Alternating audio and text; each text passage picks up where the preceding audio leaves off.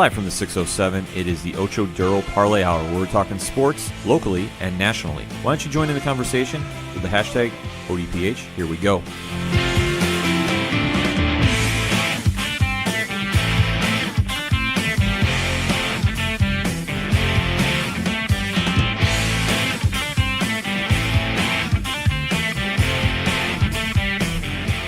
Welcome back to another edition of the Ocho Duro Parlay Hour, hashtag ODPH on social media.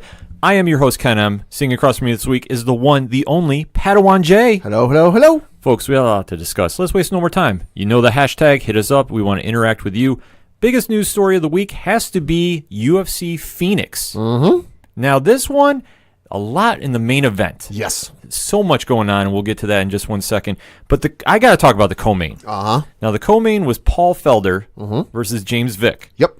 Now, this one was a very back-and-forth battle. Felder has had kind of a rough 2018. He's had some injury issues, and he's really kind of been out of the limelight, but now he's back fighting James Vick, who was ranked number 10 at the time, and Felder wins by decision. With the judges scoring it 29-28. 30-27 and 30-27 with the unanimous decision going to said Paul Felder. Yeah, and Felder, obviously, you know, he's been on commentary since he's been out. He does a very nice job doing the commentary for the UFC when he's been on cards. And obviously, after the fight, he's kind of looking at the winner of Edwin Barboza versus Justin Gaethje coming up. That will be a great matchup for him. But the craziest thing about this fight, which, like I said, Felder looked really good in this, very sharp. He was working his angles, and he was nailing some spinning back fists and spinning back elbows. Like almost on cue. Like he had Vick's timing down to a letter. But the thing that is the craziest takeaway from this fight that we're just learning about today, he had a collapsed lung in the third round and fought through it. So if you want to say how real it gets and how tough somebody is, I tip my cap to you, Mr. Felder, because that is just bona fide. I don't know how you describe it other than incredible. That's insane because it's breathing is something a lot of us take for granted. You don't really think about it. You know, it's just something it's just automatic. So you take away half of your ability to do said thing, which is something that none of us are trained for. It's not something that like it happened. You go, oh, hey, I'm down to one lung. I'll just keep going. No, it's like it would stop a lot of us. Right. And just the fact that he fought at that elite level against a very skilled opponent. Take nothing away from James Vick. And that's an injury that like he could have gone to the ref or his coaches and gone, yo, I can't breathe. Something's up with my lung. They'd have gone, all right, we're stopping this. No one would have faulted him for it. No, nobody would have at all. And, you know, I've seen fighters, you know, tap out for less. The fact he fought through it and was still engaging. I'm just like, the fact that this was going on, my mind is absolutely blown. And to say that this doesn't catapult him into a primetime fight, I don't know what else can. Just the fact he fought through that injury, he's going to be on the shelf for a little bit, obviously, now. Right. He was supposed to do commentary duty coming up on I think it's UFC Prague, if I'm not mistaken. He's not going to be doing that. But he's going to be coming back later this year, and I tell you what, if he can fight somebody involved, either Justin Gaethje or Edwin Barboza, however you want to flip the coin about that one, I'm down for. I think that one just is fireworks going on all over the place. And speaking of fireworks, the main event. Holy cow. I tell you what, we talked about it on the show last week. Francis Ngannou was coming back, and he was fighting the, dare I say, I don't want to say the GOAT because I think it gets thrown around a lot, but one of the most scariest, imposing, in his prime, the baddest man on the planet, without question. Oh, easily. You can't tell me different. Easily. Cain Velasquez. Yep. Now, this fight, there was a lot going on. And leading into it, where was Cain going to be at? He's been off a couple of years now, you know, healing up from injuries. So I believe his last fight was in mid-2016. I believe so. Yeah. And for him to come back, we weren't sure what we were going to get out of him. And honestly, we weren't sure what we were going to get out of Francis Ngannou, too. I mean, he was walking to the cage, and given his most recent history, nothing against the guy, but it's the way the cards have, you know, fallen. I was still a little skeptical of like, all right, what Cain are we going to get? Are we going to get the Cain that is like going to knock your head off and not give it a second thought? Or are we going to get the Cain that like, okay, you're there, but you're still kind of hurt a little bit. But I was kind of talked down from that because the commentators kept saying is, you know, they talked to Cain all week and Cain was saying this was the best he ever felt. Right. Well, you figure for as hard as he trains and as hard as everybody at his camp does. Yeah. You know, at AK is Khabib, it's Daniel Cormier.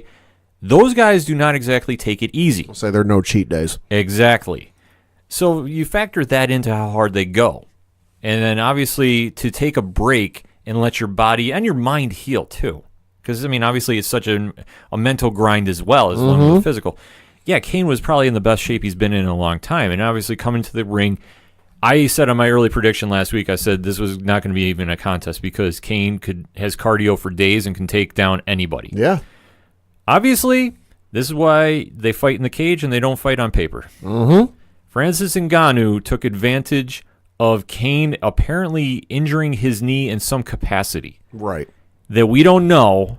All we know for sure is if you look at the replay and you can, I'm pretty sure you can go to the UFC's Twitter page and see. You can practically see the whole fight, and if not the most important part, he goes and his knee buckles. That's all we know for sure. It buckles in a way that if you're squeamish about injuries, I wouldn't look it up, but it buckles in a way that like, okay, I'm not a doctor. It shouldn't go that way. Right, it just looked like it was bent. It popped out, and it just looked like it completely. And I think Dominic Cruz was on commentary too, and he immediately saw it. He said it right as it happened. He's like, he blew his knee out, and Ngannou did what he had to do. I mean, I don't fault him for it. He was still swinging, and obviously, if you let Ngannou hit you, you're gonna go out. Right, and I think there was a moment, I can't remember if it was like right at the end or after the fight, that like Cain tried to stand up, and he tried to stand up, but he immediately just collapsed back to the ground. Yeah, it was one of those things that I think he knew that he's badly hurt. Now, to what extent, we don't know. Right. This could be a lot of different things. We have not seen anything officially yet saying the extent of said injury.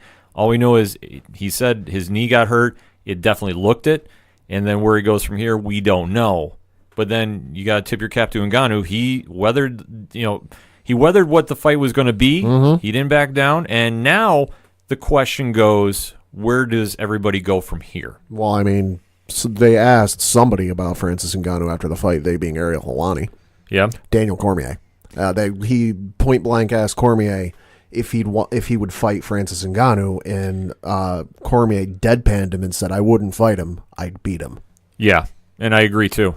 I think Ngannou's biggest weakness that I've seen thus far is he struggles against wrestlers. And obviously, if he was going against Daniel Cormier, that would be a very, very tough task for him. And I mean, the thing about this is, all due credit to Francis Ngannou. Yes, on paper he won, but in my head, you won and you didn't win because you faced Cain Velasquez and you also didn't face Cain Velasquez.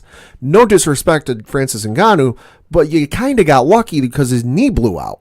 Who's this? It's the whole hindsight 2020. Who would have known how the fight would have gone had Cain not blown his knee out? No, I fully agree with you. It's one of those things that in the fight game, stuff happens like this. And you either, are on the good side of it or the bad. I mean, it's just how it is. And Ngannou, he was on the better side of this, that he had an opportunity to finish Cain. In the record books, that's what it's going to say. Right. But I agree with you. He didn't really fight the true Cain because we don't really know what was going to happen. Yeah. I mean, I'm going on my unofficial ODPH prediction that Cain was going to take him down and then probably finish him because Ngannou has struggled with takedowns. So he definitely made an attempt for it before the injury. Like he made a shoot for his midsection or even his legs, but Francis stopped it. So yeah, that was definitely the game plan. Yeah, so you factor that in, who knows what was going to happen. But I think, though, if Cain was going to win, that would have made some very interesting talk of what happens next in the heavyweight division. For Ngannou, the title shot does make sense. I don't struggle with it, but now looking at how murky the division is now, and what I mean by this is Daniel Cormier has been very non-committal, I guess, about who he's going to fight next. Is that a fair statement? Yeah, I mean, there have been names thrown out, and fans have certainly thrown names out, but like he hasn't come out and said, "I want to fight this guy." Yeah. Well, I think the only fight that is locked and loaded, and we haven't heard an official announcement yet, and I don't think we're going to until after the first week of April, right, is Brock Lesnar. Right. And I think that's going to be after WrestleMania. You're in the WWE, you're going to hear something about Lesnar leaving, and then you're going to hear some rumbling about a fight. For me, the fact that they have been very non-committal about saying who his next opponent is going to be, right, I think is very telling. Right. That I know that there was talk about doing another fight with John Jones.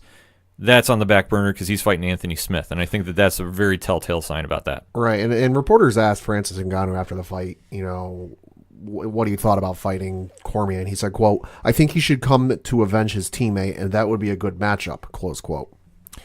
Be careful what you call out. And that is one camp that I would not want to call out.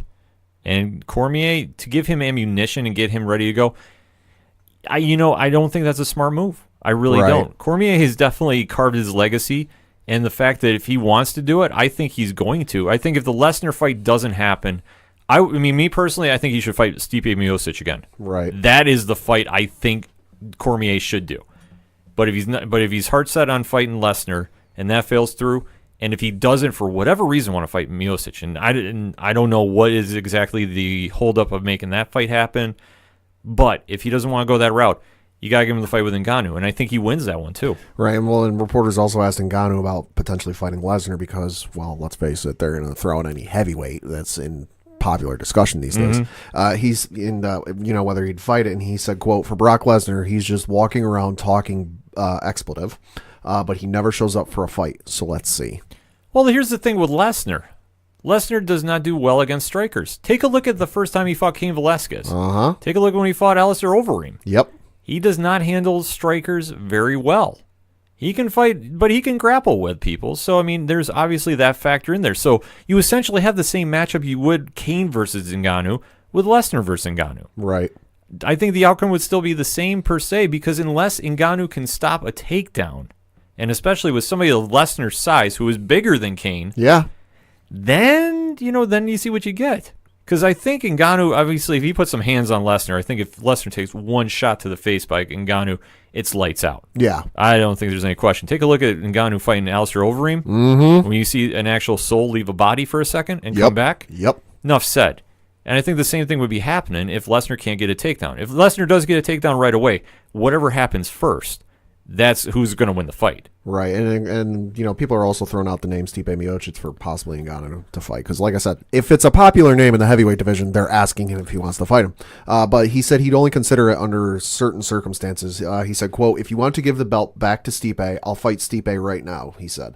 I always said I would like to have a rematch against Stipe, but right now my goal is the belt. So it sounds like he didn't even want an interim title fight because the whole Cormier is not fighting nonsense. I agree with it. I think Ngannou said the right thing there too, because for him to fight Miocic again, it doesn't make a lot of sense unless it was for a title fight, because obviously Miocic did his thing last time he fought Ngannou. He weathered the storm and he beat him. So to fight him again, just to fight him again, I guess the biggest argument I got is, why is Miocic not getting a title shot immediately? That's a good question. Especially for how many times he consecutively defended that belt. Is just mind-blowing, because other champions have gotten other chances to get immediate rematches before. So why is Stipe not getting it? Right.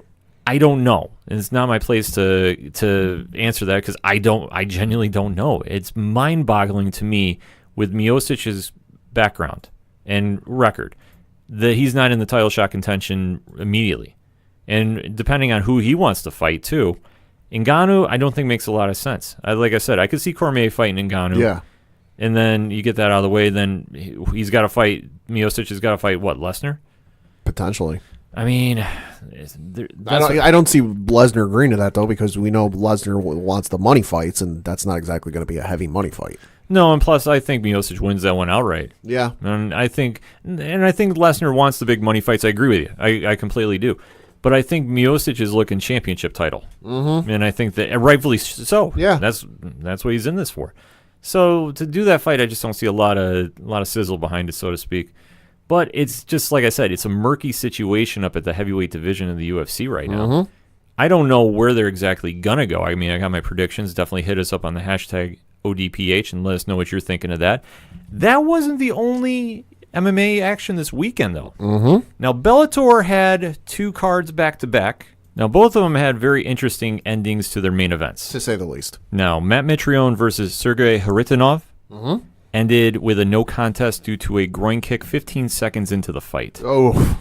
Now, that one you never like seeing happen. No, and especially for your main event. Yeah, that was just, it was tough to see. And I mean, obviously for both fighters, because obviously you want to get in there and put on a great performance being the headliners of the show. You're headlining the show, and especially they put how much time, effort, and work into training camps, months upon months upon months, and it's over in 15 seconds. Yeah, it was just something that it was very unfortunate to see, and obviously we're hoping, Sergey gets better soon, and obviously it's for Mitrione, obviously he'll get back on track soon. It's just one of those weird things in fighting you obviously hate seeing, and it's just you don't like having that, I guess bad hangover, so to speak, lingering around. So for both of those fighters, we expect to see him back in the cage soon. The next day, though, was Bellator 216. Now, this one had 3 fights that I just want to kind of dig into. Okay. Now, we had, for me, it was like a nostalgia fight. You had Mirko Krokop versus Roy Nelson. Right. Now, this one ended with Krokop winning by decision.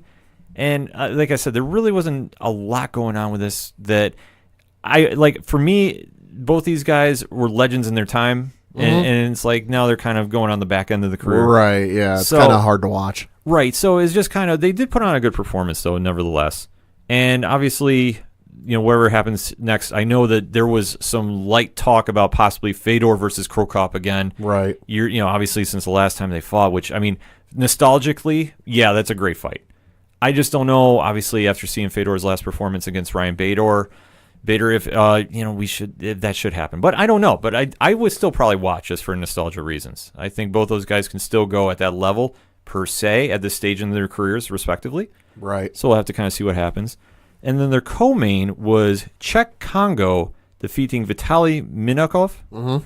And dare I say, for me, Pat, let me ask you about this. Do you remember Czech Congo in the UFC? Name rings a bell. I might remember a fight if I saw some footage offhand, and nothing immediately comes to mind. Right. No, he was always kind of like, an up-and-comer, and just at the time, and just kind of really growing his reputation, and just kind of like, was, I guess, supposed to be the next big thing, and it didn't pan out. Right. But in Bellator, he's had quite the resurgence. Sure. And obviously, I believe this is his 8th fight in a row that he's won. Ooh, good for him. Yeah, so he's definitely resurging his career. Right. And obviously, with Ryan Bader being the heavyweight champion, this is a fight that is just very interesting for me to see.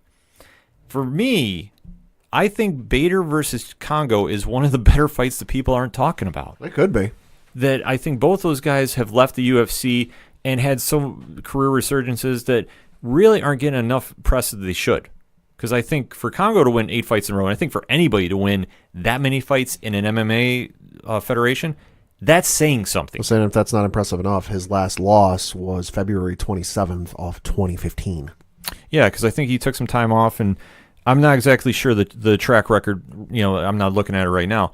But yeah, just to think about that since he's been in Bellator, this is where he's really kind of, grown his niche, so to speak. And he's really found his home and found his groove. And now, him versus Bader, I tell you what, that is going to be a must-see fight.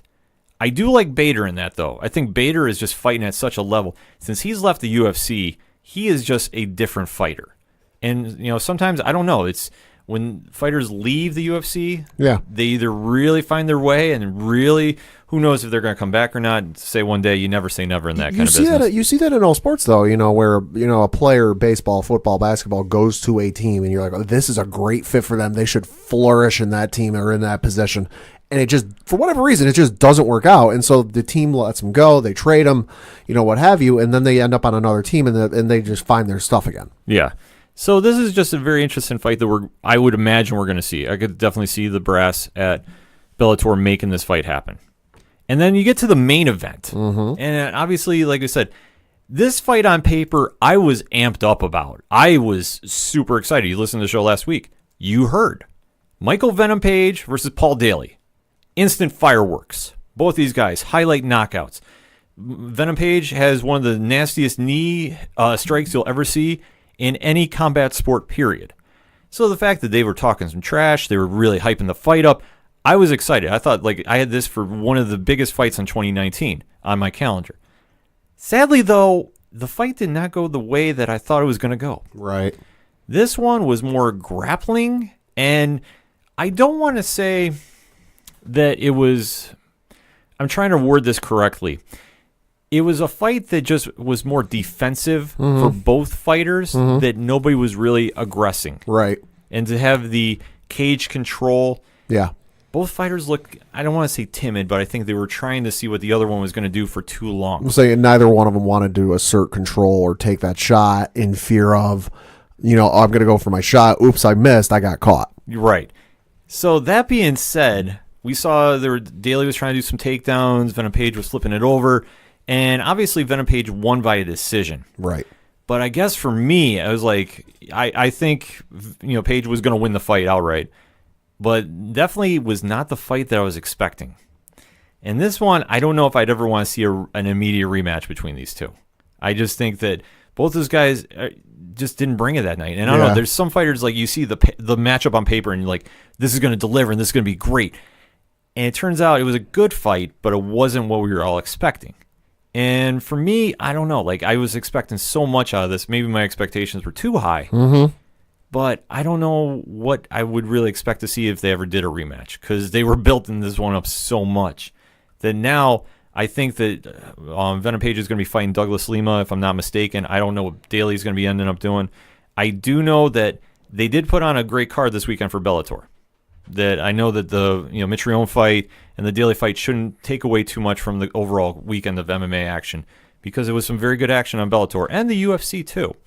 But definitely let us know what you think. Hit us up on that hashtag ODPH. We're going to take a quick break. We'll be right back.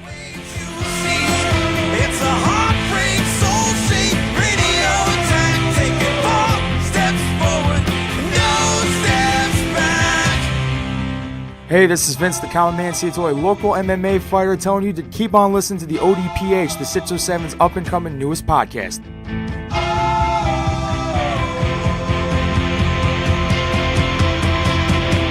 We knew right where we'd be, floating on the airwaves, you see. It's a heartbreak, soul-shake, radio attack, taking 4 steps forward and no steps back. We knew right where we'd be. Come back for segment number 2 on this week's ODPH. And Pad, you want to talk a little basketball? Sure. NBA All-Star Weekend was this past weekend, and I got to say, out of the 4 major sports in North America, NBA All-Star Weekend might be my second favorite behind the Home Run Derby Challenge for Major League Baseball, just because, the skills challenges they do the night before the NBA All-Star Game are so much fun. Yeah, absolutely. It's a time-honored tradition. For NBA All-Star Weekend, you hear about the slam dunk competition, the three-point competition, skills competition. There's just so much going on that it's just a nice, friendly competition, to put it, bluntly. Yeah. That to see the players come back and show off for the fans, and obviously for the slam dunks, I mean, the fans always get up for that. So it's just a nice little prelude to the game. Yep. And you want to break down the activities? Sure. So you start off with the Taco Bell Skills Challenge, where Boston Celtics' Jason Tatum won that competition, defeating in the final round. It was him who banked a running 3-pointer from midcourt to beat the Atlanta Hawks' Trae Young. That 3-pointer from midcourt was insane. He took that shot. I was like, wait, oh crap. Yeah, that was absolutely crazy watching the video on that. And then you move over to the 3-point contest, where there were a lot of big names in this field. I mean, you had Steph Curry, his brother Seth, Dirk Nowitzki, but little Joe Harris of the Brooklyn Nets took the whole thing, defeating hometown hero Steph Curry and Kings guard Buddy Hield in the finals. This one, I figured Steph would run away with this one, just because the man is known for ridiculous range and draining anything he darn near wants to. But you look at if you pull up the video from the final round, he nails like the first 10 in his first 2 racks, and then he goes kind of ice cold where he gets to the final rack, where I didn't know this was a thing they had changed in recent years. The final rack, and I think you get to put it where you prefer to put it. It's all money balls. So it's all 2-point shots. Steph got to his final rack, and he needed to nail every money ball shot on that final rack to tie Joe Harris to, force it into some sort of overtime, and he missed one and didn't get it. So, but it was fun to watch. It was crazy to see. It's always just really crazy because how they have it set up when they got the racks over 5 points around the 3-point line, and the players have to run to it within the amount of time to see it. It's always kind of crazy, especially when you see a superstar like Steph Curry enter it, and obviously you want to win in front of his hometown crowd. Yeah. To see, I mean, that was just some high-level drama right there, and then Joe Harris out of nowhere pulling home the W. Yeah, and they asked where he's going to put the trophy. He's going to put it at a university down in Charlotte. I think it's University of Charlotte. He's going to put it down there because they were nice enough to let him practice there. So that's going to. Oh, that's cool. That's cool. That was cool. Then, arguably the thing NBA fans look forward to most on NBA All-Star Weekend, the dunk contest. Now, did it live up to the NBA dunk contest of years past with Aaron Gordon and Zach LaVine? No, but it was still good. You had Dennis Smith Jr. of our beloved New York Knicks probably my favorite dunk of the night, where he brought in rapper J. Cole, wore J. Cole's high school basketball jersey, and then had J. Cole lob it up to him while he just tomahawked the thing into the hoop. Yeah, that was incredible. I mean, shout out to the Knicks and shout out to J. Cole, too. That was just a cool, whole thing to see. Mm-hmm. And then going into where, Pat, just to jump in, talking about, how far the dunk competition has gone. Right. I mean, this is where the iconic Michael Jordan Yep. swoosh logo, or his shadow logo, I guess, dunking, came to be from making the dunk from the foul line. Yep. And then you see Dominique Wilkins, you Yep. can name Vince Carter, you can the lineage of names that are tied to this event and elevating them to superstar level. I mean, this is where Blake Griffin jumped over a car, if I'm Yep. not mistaken. And Hood of a car. Yeah, in years that has gone on, it's just elevated now that there's props involved. There was one year, I believe it was the other day, was the 11-year anniversary of then Boston Celtics player Gerald Green putting a cupcake on the rim of the hoop, lighting a candle that was in it, and blowing said candle out as he proceeded to dunk the basketball. I mean, it's just wild of how creative the dunks have gotten. I mean, obviously, this is one cool thing about the competition, that you can involve, celebrities in, you can involve objects such as cars and cupcakes. Yeah. That obviously you would never be able to do in a game. Right. And they really see the creativity come out of the players. I think is just so cool. I'll say the other one that sticks out in my mind was the year Dwight Howard went all full Superman, and he kind of got that nickname. It was an earlier dunk in that night where he jumped up and, got really high and then just dunked it. And everyone was like, wait, what happened? What did he do? Well, he didn't do anything special. And then the camera from TNT cut to 11 feet up or whatever it was on the backboard, and he'd put a sticker up there. And he had one of his buddies come out with a tape measure how high it was on there, and then wrote it down on a sign and held it up for everyone. I'm like, oh my God, did he just do that? Yeah. It's just something wild to see just how creative the dunks have gotten over the years and just where they're going to head to. I mean, obviously going into this weekend, we didn't know what we were going to expect, and then you saw... Right. Yeah, you saw Dennis. This weekend, the field wasn't that it wasn't anything that you were going, oh, this is going to be good to see. But it ended up being, it wasn't the best I've ever seen, but it was still fairly entertaining. I mean, you had Hamidou Diallo of the Oklahoma City Thunder ultimately win it.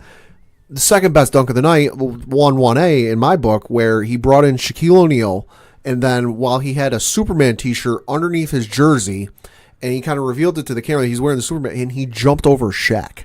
Yeah, who's 7 feet tall. Yeah. The trying to break this down into words is just to even give it justice enough. I don't think you can. You got to find the video to see it, because it was just absolutely wild. Yeah, to see him just do a straight ahead jump over Shaq and dunk it. And he didn't use Shaq's shoulders to vault. He put his hands on his back, but he didn't use any part of Shaq to vault over him. No, that was just straight athletic ability. Yeah, that was insane. Yeah, I mean, how crazy was that? Yep. And then you got to the big game, All-Star weekend, the All-Star game, where it was Team LeBron versus Team Giannis, with Team LeBron emerging victorious by a final score. And if you're not a basketball fan, your jaw might hit the floor a little bit with this one. Final score, 178-164. Now, the one thing about the All-Star game that we really got to stress about this, if you're hearing the score and you're going, wait, what? And you're not familiar with the NBA All-Star game, defense is really not played until the fourth quarter. It's optional. It is. I mean, this is more for highlights, and like I say, it's for stuff you would you can do in a video game, and you in your head in your on the playground, you go, oh, I'd really like to see this happen. This is the place where it can happen. Oh yeah, I mean, from when they do the celebrity game, and to get into the skills competition, 3-point and dunk competition, which we even forgot to mention. Quavo from the Migos was out there. Yep. Throwing an alley-oop to Diallo. Yep. So to get to the game, and obviously just how much the fans are involved, celebrities are involved, it's just a highlight reel weekend. And then to see the game, obviously, years past, you've seen a lot of crazy alley-oops and some very funny instances where the one year Giannis was running down the court and Steph Curry just laid down and did not get dunked on. I'll say, Giannis, I believe it was last year. You can pull up the video. It's one of the funniest things I've ever seen. Giannis gets the ball off a rebound, I think it is, and just starts on a fast break, and Steph's the only one on the other end of the floor. And the height difference between these two is very sizable. Yes. And Steph, rather than even attempting to any sort of defense, he literally just ducks, hits the ground, and covers his head. He wanted no part of it. Yeah, and that just goes, it's a nice little fun thing that, as much as basketball and the NBA is a business, it's just nice to see him just have fun. And just obviously just have a good shoot around, have a good game, and just put on a nice show for the fans. I'll say a couple of things from this that stood out that you can probably find highlights for. One is the bounce pass alley-oop Steph Curry had to Giannis Antetokounmpo. Ironically, from last year. Oh, my Lord. That was a thing of beauty. I need that on like a 10-hour loop. Yeah, from getting dunked on last year to now throwing alley-oops to him. I mean, it just goes to show you how a year changes things. I'll say the other one that kind of, hit my jaw, hit the floor, made me yell a little bit was when Paul George hit James Harden with his own step-back jumper. Yeah. In his face. I was like, oh, no, he didn't.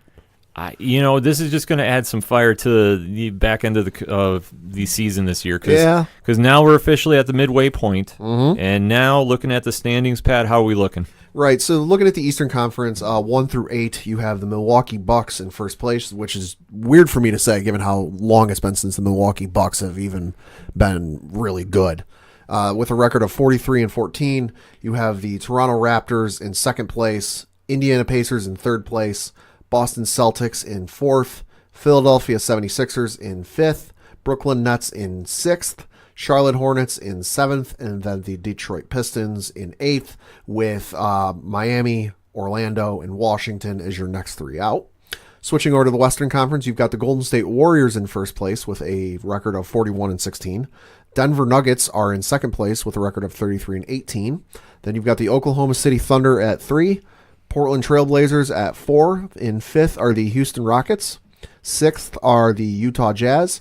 Seventh are the San Antonio Spurs. And then at the 8 seed, you've got the LA Clippers with the Sacramento Kings, LA Lakers, and Minnesota Timberwolves as kind of your next three out. So let me ask you this. What do you think are the biggest surprises from the Eastern and Western conferences? Well, I would say from the Eastern, it's the like I said, the Milwaukee Bucks are number one in the Eastern Conference. I kind of figured with it's Toronto's year to win it all. LeBron's out of the Eastern Conference. They'd already shown flashes of brilliance last year. You add Kawhi Leonard, who defensively is a really good addition for them. I figured it. Now, granted, there's two loss differential between the two, but the fact that Milwaukee's playing this good, Toronto's playing this good, and that's just something that's really jumping out to me from the East. Yeah, I have to agree with you. To see Milwaukee play as well as they are, but they have arguably an MVP conversation has to be Giannis. Yes. And how he's making his teammates around him better and making their game step up that much more.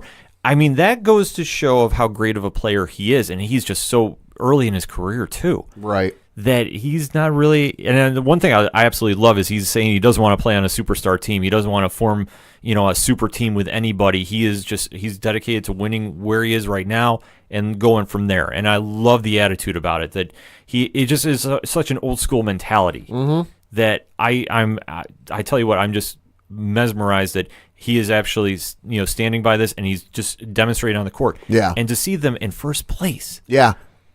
I don't think we had this covered on any show prior. No. When we were doing our NBA preview, I think we were talking Boston. I think we were talking Philly. Right. To see Toronto and Milwaukee as your top two. Yeah. That's the story right now. Yeah. And I mean, it's great to see too, especially from the LeBron-less Eastern Conference. Right. I'm trying to say that. Right. Well, and you think about it, for the entirety of LeBron's career, he's been the face of that conference, and it's been kind of like anybody else is overshadowed no matter what they do. Now that he's out of that conference, a lot of teams and a lot of players are getting, some attention that they might not have in years past. Yeah, I know. That's why I said it's so weird for me to say the LeBron-less Eastern Conference. Like, it doesn't sound right. Right. And I'm just like, looking at the rosters, it's wide open in the East, and whoever's going to come out of there, I tell you what, we're going to see an emerging team. No matter who it is. If Boston finally puts it together, gets over the hump. Right. If Philly finally gels together and gets going.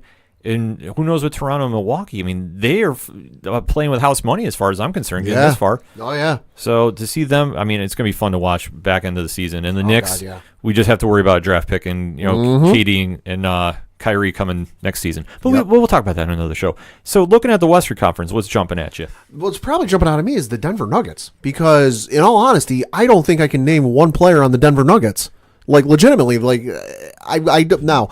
Am I as big a basketball guy as Coach Duffy? No, but I watch every now and then. I don't watch every Knicks game. I don't watch it, but if there's a big matchup on ESPN or TNT, I'll tune in. I'll watch it. But legitimately, like, the Denver Nuggets has got to be the biggest surprise to me, because when you're in when you're in a conference where, okay, obviously we expect the Golden State Warriors to be where the Golden State Warriors are. Let's be real. When you're fielding a video game starting five, that's where you expect them to be there. But I figured the Oklahoma City Thunder would be ahead of. I wouldn't even figure the Denver Nuggets to be in the top 8. Now, maybe that's just my ignorance. Maybe that's just I don't really know that much about them. But you look at the Oklahoma City Thunder, not being there, being ahead of Denver. Denver just being in second surprises me. And then you kind of look at the Portland Trailblazers, who they've been good. They've had hit and miss, but the fact that they're sitting there at the 4 seed, that's a little surprising. For me, what's really jumping out is a couple things. I agree with you about Denver. Denver has a young team that's on the rise, and they do fly very under the radar. Mm-hmm. But the biggest thing looking at who's in the top 8 right now is Oklahoma City. And I mean this because Paul George is putting on an MVP-style season that is finally getting some credit thrown to him. And to see that Oklahoma City, with him and Westbrook, staying there as a 1-2 punch, can hang with Golden State and Denver and the top teams in the West. Right. That obviously, they don't have a Melo, they don't have a third player to balance them out and really have that quote unquote super team. Mm-hmm. But their team's playing well enough that they can definitely make some damage in the playoffs. And the biggest shock, I guess, for me seeing this is the Lakers outside looking in. Mm-hmm. And to see them trying to get into that last spot is not going to be easy going down the stretch. Right, because as we record, the Lakers have a 28-29 record, and the LA Clippers, who currently hold the 8th seed, have a 32-27 record. So it's just the Lakers need one or two win streaks, and the Clippers and Kings to go on a couple losing streaks. And man, the Lakers are in the 8th seed. Now, obviously, this season is going to be. I don't want to say like you have to put an asterisk by it because it's LeBron's first season, inheriting a team and kind of jumping in and seeing where they all mesh and the different variables that go into it. And obviously we can dig into the Anthony Davis trade talk and whatever was going to happen there. Mm-hmm. And so to see how this is going to play out if LeBron misses the playoffs this year, I don't think he does. I think they're going to squeak into the 8th seed. That very well could be. But then they got Golden State first round. Right. If this all ends up like how I think it's going to end up. Yeah, I would say if Golden State stays like you said, Golden State stays where they are, and then the Lakers squeak in at the 8, it's Golden State versus the Lakers in the first round of the playoffs. And I'm sorry, Lakers fans and LeBron fans, they ain't got a shot. No, not this season. I think LeBron is going to get some help next year. I really do. Yeah. I think in the offseason he's going to get a superstar player to join up with him. And I think the current Laker roster you see right now is going to be a lot different than the one you're going to see opening night next year. But so is Golden State, in my opinion, too. Yeah. That I think this is the last year for the dynasty run as it's set with Curry, Thompson, Green, Durant. Mm-hmm. I don't think you're going to have that same foursome back next season. I just don't. I've already said I think Durant's on his way to New York. Oh, yeah. In my unofficial ODPH guess, him and Kyrie Irving are going to be playing in New York next season. I was, the whole Durant to New York thing. I've always been like, I'm a casual Knicks fan. I don't really watch because it's been hard to watch, but like it's one that like I would love to see Durant go to New York. And it was one that like I've kind of been like, all right, we'll wait and see what happens once we hit the postseason. But like you start reading the tea leaves and you start reading some of the stuff online, and it's kind of hard to ignore at this point. Well, I think you get to a stage where it's, what do you want your legacy to be left as? Mm-hmm. And I think and as enticing as New York can be, because we've already talked about this on other shows, if you win an NBA championship in New York, mm-hmm. that is legacy building. Like you've solidified yourself. If you're going to be on that team to bring home a chip in the Garden, there is no. I tell you what, that is the biggest sporting event that could happen in New York City, by far. Easily. I mean, the Rangers winning the Cup is big. The Yankees winning another World Series is big, too. Mm-hmm. Giants winning another Super Bowl. Same with the Jets, if that happens. But to see, and the Mets, too. I got to throw that in there, too. Otherwise, Sound Guy Galore JR is going to go bananas if I don't mention it. But to see the Knicks win. Yeah. Even more so than Brooklyn winning. To see the Knicks win. To see the Knicks make the playoffs and make it out of the first round. Yeah. That'd be huge in and of itself. It would be. And they have some talent on the team to do it, but I think they are a couple players away from really making that definitive run.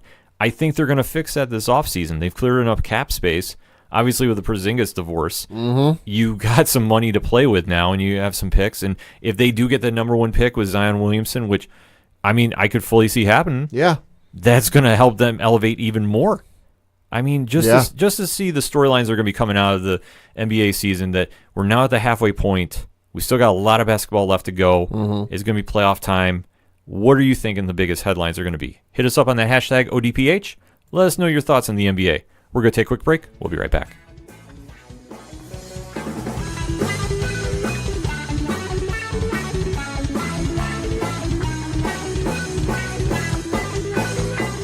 Hey, I'm Mike Pappy from Rye Bread, and you're listening to the ODPH.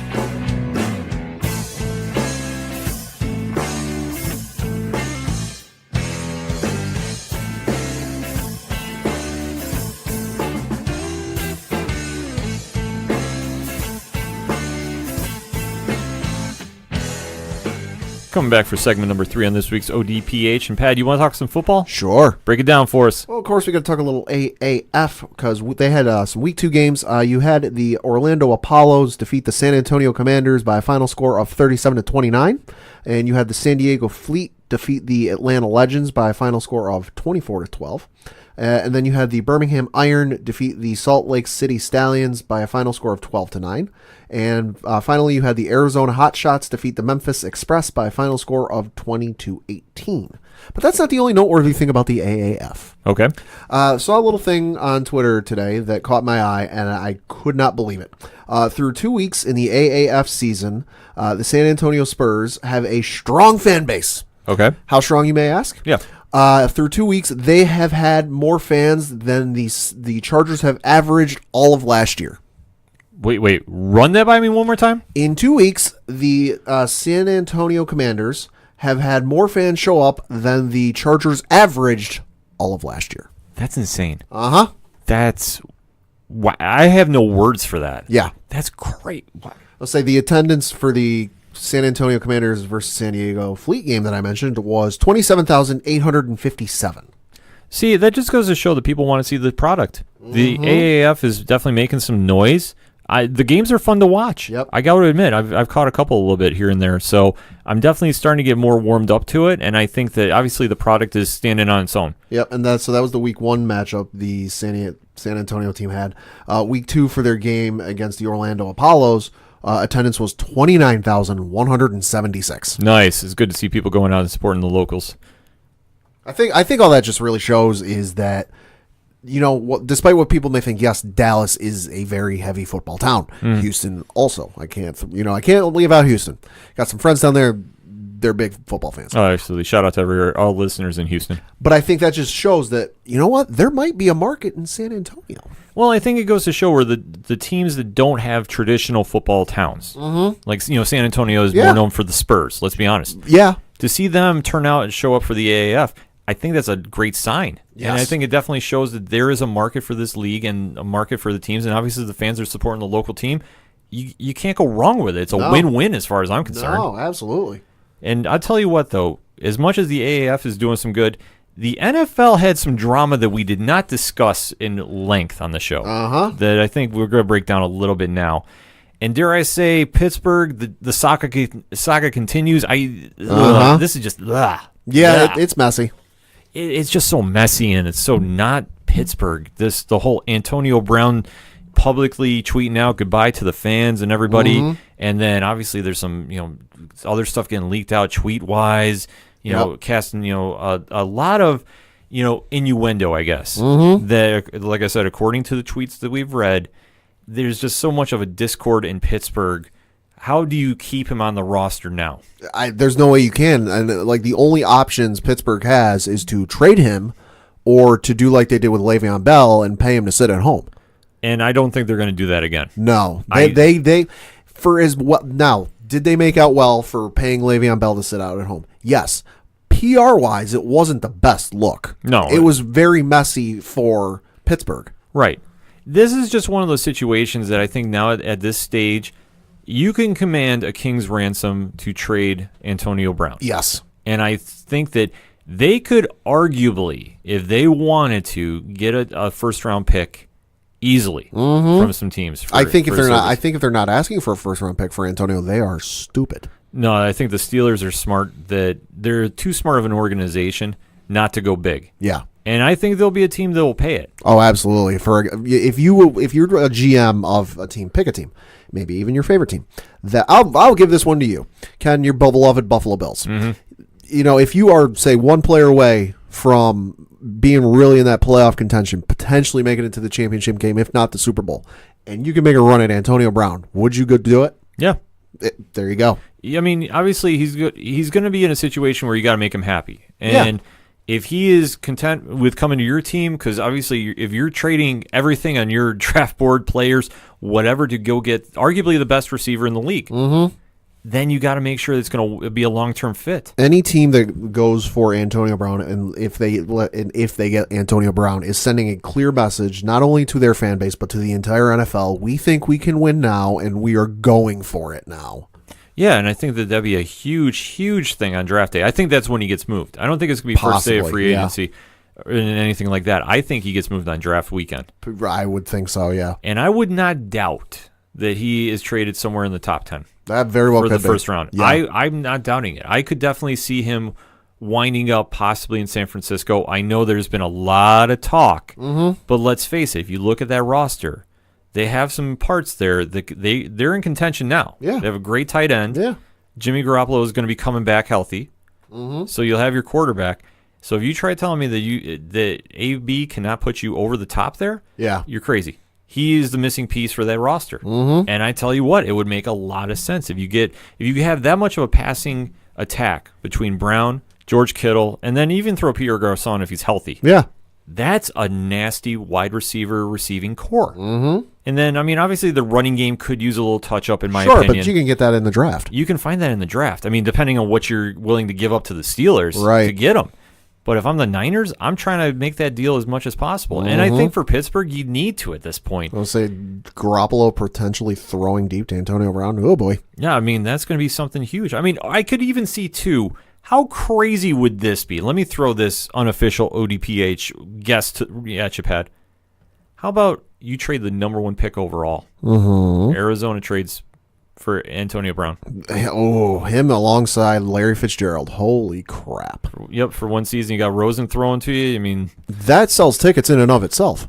That's insane. I'm just saying, you might. This is one of the wilder situations that, I mean, now it's push come to shove. Right. And you got to move Antonio Brown. If you're the Steelers, as much as I pain saying this, but you know what, the Steelers, though, they've always found a way through the draft to go get, or somebody else to step up. They always find guys, whether in the draft or free agency, that are going to fill the role they need on the team. I mean, look at this past offseason when Le'Veon Bell wasn't coming back and we weren't sure. We were like, their running game's going to suck. You don't have Le'Veon Bell. Who do you have behind you? They made out pretty well. Yeah, James Conner definitely stepped up and filled the role. Yeah. And I could definitely see the wide receiving core doing the same thing for Pittsburgh. That they just find guys that will fit in that system. And then just when they lose like a big name, like when they lost Plexico Burress years ago. I mean, obviously different circumstances. Right. But that's where you had emerging stars develop and go from there. I mean, same thing when Mike Wallace left too. They find guys that are willing to get in there and get into the Steelers system. There's almost no hangover when a big name player leaves that team that like there's a season or a couple seasons where they're kind of hurting at that position. They lose a player to key position, Jerome Bettis, Plexico Burress, Hines Ward, that like they leave or they retire, there's always somebody right there to fill in and step in the shoes right now. I mean, it's kudos to how that organization runs the business because... And kudos to their scouts. Yeah, they find ways to make this happen. So obviously losing Antonio Brown would be a huge thing. And obviously where they go from here... Obviously, I think he gets moved draft weekend. Right. We're going to have to keep our eyes on that, but I got to say he's about as good as gone. Oh, yeah. There's no way... Well, there is a way. They could hold on to him, but I just don't think with how bad it looked. It's the Pittsburgh Steelers. Now, if this was some other team, it'd be like, all right, it is what it is. But it's the Pittsburgh Steelers who are held in such high regard amongst fans in the league that like they're the cream of the crop. They're the class of the NFL. They're the gold standard for as nasty as it was and as messy as it was with the whole Le'Veon situation. I don't think they want a rerun of that season. No, they don't. They absolutely do not want a rerun of that. So to see where he winds up is going to be something interesting. And then we came across a little rumor that something almost happened last season that I don't know if it would happen again this season. Yeah. Pat, you want to break that down? Well, so Chris Sims was on Pro Football Talk, and they were discussing Odell Beckham Jr. and how, there was a big... They were listening to offers from all teams for Odell Beckham Jr., they being the New York Giants, and that they were probably pretty serious about trading him. And, he went on to say that they were pretty serious about trading him until the most aggressive team, kind of turned him off from it. Now, if I say aggressive team, you might think of a couple teams, but you're probably not thinking of this one. Reportedly, the most aggressive team in pursuing Odell Beckham Jr. was the my beloved New England Patriots. And according to Chris Sims, and from a couple sources, he says what turned them off of it was how aggressive they were. Now, he didn't get into specifics. He didn't give out any details of what they were offering, but kind of what his speculation was, or what he was kind of drawing off of what he was told, that the Giants kind of pulled back on it and going, all right, wait a minute. If New England wants him this bad, maybe there's something in this we're not seeing. That's just crazy. And we're talking how to segue it with Antonio Brown is when you have a star receiver like OBJ that was going to command that high of a ransom from other teams to get him out of New York, you got to imagine Pittsburgh is going to be asking for even more. Yeah, which, let's, off-field and on-field drama aside, Beckham Jr. is one of the top 5 receivers in the league. I think it was like the last 3 years, he's like 4th in the league in receiving touchdowns with like 44 of them. Mm-hmm. He's good. Yes, he's got some issues on and off the field, but so did Randy Moss when he went to New England. Yeah. So does a lot of receivers. They do, but when they show up and play on the field, Terrell Owens is another one. If you want to take a look at the history of the league, you can say whatever you want to say about off-field, drama. Yeah. On the field, hell, he played in the Super Bowl with a broken leg. Mm-hmm. He shows up on game day. That's what you want on your players. Mm-hmm. So I think if you're looking at it from that perspective, if Odell was going to get that big of a draw from the Patriots, where do you think Antonio Brown's going to get? Yep. Because in my opinion, he's a better receiver. Yeah. So it's going to be something to watch. Mm-hmm. And obviously, not to take away from the other great football action of this weekend with the AAF, but all eyes are looking at the NFL and seeing what's going to happen here. Mm-hmm. This is going to be something just very, very exciting for football fans to be watching. Because you got the AAF leading right up to the NFL draft. And that's where I think you're going to see the news about AB. But let us know what you think. Hit us up on that hashtag ODPH. What's your thoughts on the current situation with Antonio Brown? And what are your thoughts on the AAF Week 2? We want to know. We're going to take a quick break. We'll be right back. Hey, this is Matt Jane. This is Julian Hepworth. I'm Ross Marchuka. And John McBride, and we're Shot at the Robots. You're listening to ODPH. Coming back for the final segment on this week's ODPH. And Pat, you want to kick us off on that local minute? Of course. We're going to start with the Binghamton Devils news. Over this past weekend, they played the Rockets twice, where they lost the Friday game by a final score of 4-3. They lost the Saturday game by a final score of 5-2. And then they had a terrible weekend closing out the weekend where they traveled to the Americans, where they lost by a final score of 5-1. Switching to this weekend, they got a couple of home games. Friday, February 22nd versus the Bellevue Senators, game time 7:05. And then on Saturday, February 23rd against the Utica Comets, game time 7:05. But that's not the only hockey news in Binghamton. Okay. You have the congratulations go out to the Binghamton Junior Devils, 12 and under, who won the Pee Wee A Division Championship at the Rink Rat Tournament in Albany today. Congratulations, guys. As we record. And then more congratulations to the Southern Tier Hockey Association 12 and under Snowbelt team, who won the inaugural 12 and under Thruway Series Cup this past weekend in Rochester. Shout out and congratulations. That's not the only, again, not the only big hockey news in Binghamton. Pad with the hockey news here. All right, bring it on, man. So, as the Devils announced the Binghamton Devils announced, that is, on Facebook today, March 29th is going to be a large night in Binghamton. Well, yeah, Excite Wrestling is having their show Excite vs. the World over at the American Legion post 80. Yes. With the Lucha Brothers in town and a few other shows. Johnny Moose is going to be coming on the show talking about it, but how is that coinciding? There's going to be a celebrity superstar appearance that night at the Binghamton Devils game. Oh, really? WWE superstar, Hall of Famer, Mark Henry. Oh, wow, that's big news. Former world's strongest athlete will be at the Binghamton Devils game that night. So if you're a big Mark Henry fan or you want to check him out, definitely get down to see there.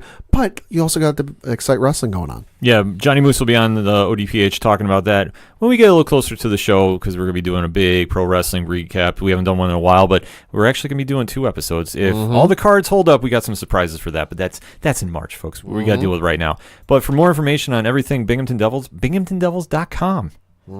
And now I got to go talk about some Binghamton Bulldogs action because the Dogs were having a very, very busy weekend. Oh, yeah. They had back-to-back home games, and Saturday night they had a very tough task against Scranton, down by 24 rather, in the third quarter. Mm-hmm.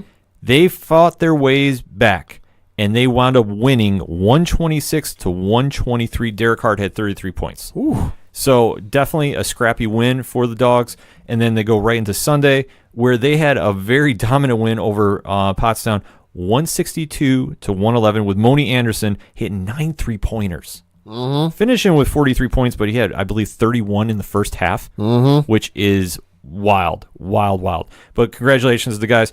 But no rest for the Dogs, though. Big task this weekend. I believe this is the official makeup game against number 1 ABA-ranked Syracuse Stallions, who are still 19-0. The Dog Pound is going to be rocking that night. Binghamton is no slouch. They're number 11, according to the latest ABA rankings. So definitely get down to the game if you can make it down. There's so much sports action going on in Binghamton this weekend. It's going to be a real fun time in the town. But for more information on the Binghamton Bulldogs, binghamtonbulldogs.com, or check out their Facebook page. So, Pad, why don't you start rounding those bases for us? Well, it is spring training time. Pitchers and catchers have reported. Players should be reporting soon if they're not there already. Got to talk some baseball. Of course, as we record, Manny Machado, Bryce Harper update. They haven't signed. Although there was some interesting developments over the weekend. It is being reported that the San Diego Padres, of all teams, have submitted an offer to Manny Machado.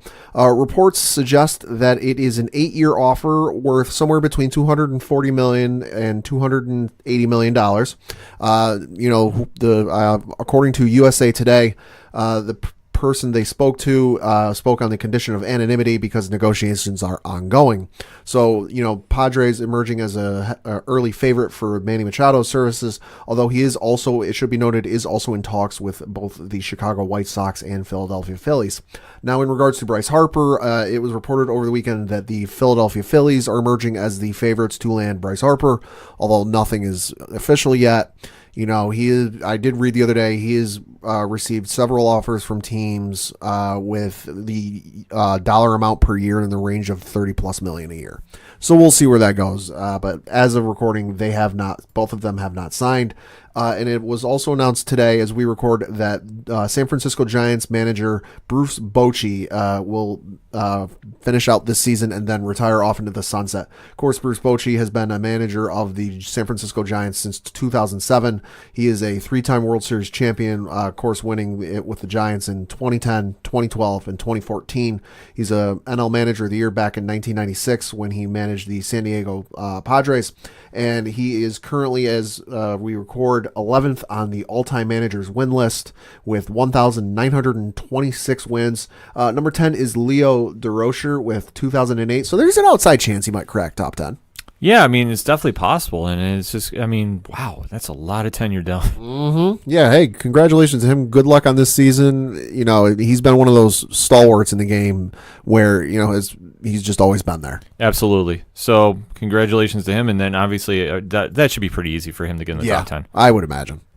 So for my round in the base, I know that we are not the biggest NASCAR gurus here. Right. Sound Guy Galore JR is. So we definitely got to give a shout out to Daytona 500 with this weekend. Okay. And Denny Hamlin was the winner. Congratulations. So that's some big news. I know between Sound Guy Galore JR and Nostradogmus, Edwin Fortunato is going to be doing some blogs throughout the season on the parlay points on the ODPH website, talking a little NASCAR. Like we said, the panel here is not the biggest experts at NASCAR, but those two are definitely big fans, so they want to chime in on that. So keep your eyes out for that throughout the season. And we definitely have to give a quick shout out to our coach, your coach, the coach, Coach Duffy, who did an awesome job doing the Binghamton versus Colgate lacrosse game on ESPN Plus this past weekend. Yeah. So Coach couldn't make it down here, but we definitely want to say nice job, Coach, and definitely look for him throughout the season. Hopefully he's going back on there. We don't know, but we're going to definitely find out. But that's all we got for this week. So for Padawan J, thank you. I'm your host, Ken M. Thank you as always for listening to the Ocho Duro Parlay Hour. We'll see you next time.